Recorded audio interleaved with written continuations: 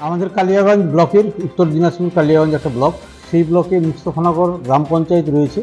সেই মুস্তফানগর গ্রাম পঞ্চায়েতের অধীনেই ভুইহারাতে ভুইহারা 8-10টা গ্রাম মিলে ভুইহারা সহ সেখানে একটা সমবায় সমিতি আছে, তারই নির্বাচন ছিল। যে নির্বাচনের নোটিফিকেশান হয়েছিল এই মাসের 17 তারিখ, এবং সেই নোটিফিকেশান মোতাবেক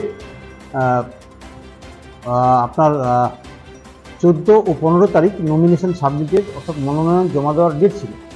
সেক্ষেত্রে আমরা তৃণমূল কংগ্রেসের পক্ষ থেকে মোট যে 12টি আসন রয়েছে, সেই 12টি আসনে 12 জন প্রার্থীকে আমরা মনোনয়ন সাবমিট করাই, এবং উল্টো দিকে বিজেপি, কংগ্রেস বা সিপিএম সবাই মিলে ওরা একটা প্যানেল খাড়া করার চেষ্টা করে, কিন্তু অনেক চেষ্টা করার পরও তাদের হয়ে কেউ দাঁড়াতে চায়নি। শেষে 5 জনকে দাঁড়া করিয়েছিল, অর্থাৎ মনোনয়ন জমা করেছিল। কিন্তু তারপরেও আজকে যখন স্কুটিনির দিন ছিল, অর্থাৎ মনোনয়ন পর্যবেক্ষণের দিন ছিল, সেখানে দেখা যাচ্ছে যে 5 জনের ভিতর, অর্থাৎ ওরা যে 5 জন নমিনেশন করেছে 5 জনের, সেখানে 5 জনের ভিতর 4 জনেরই নমিনেশন বাতিল হয়ে গেল। তাহলে থাকলো ওদের 1 জন, আর আমাদের 12টি ভ্যালিড হলো। এই অবস্থায় আমরা ওই সোসাইটির যা টোটাল 12টা সিট আছে, তার মধ্যে আমাদের 11 জন বিনা প্রতিদ্বন্দ্বিতায় জিতে গেছি।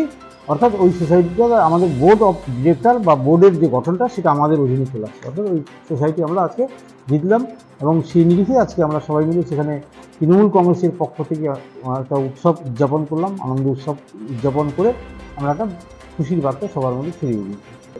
উজ্জ্বল করেনি, কারণ ওখানে যখন নমিনেশন ডেট শুরু হয়েছিল, একদম খোলাখুলি সবার কাছেই, বিরোধী পক্ষেরও কাছে সব রকমভাবে খবর ছিল। সবাই মিলে যে যার মতো মনোনয়ন জমা করার প্রক্রিয়া সবাই রেখেছিল। কিন্তু তার মধ্যে ওরা যে নমিনেশন সাবমিট করেছে 5 জনের মধ্যে 4 জন সেই নমিনেশন বাতিল হয়ে গেছে। এই কারণেই যে প্রস্তাবক বা সমর্থক যাদের ওখানে দিতে হয়, তাদের দিতে পারেনি, বাইরের লোক নিয়ে এসে প্রস্তাবক সমর্থক হিসেবে তারা ওখানে নমিনেশন সাবমিট করেছিল।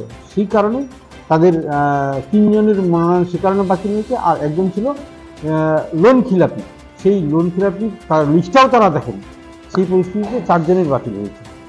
কোন দলে ছিল তারা বিজেপি এবং কংগ্রেসের সমর্থিত মানুষ ছিল, অর্থাৎ ওটা বিজেপির একটা প্যানেল ছিল, সেই প্যানেলেই বাতিল হয়ে গেছে।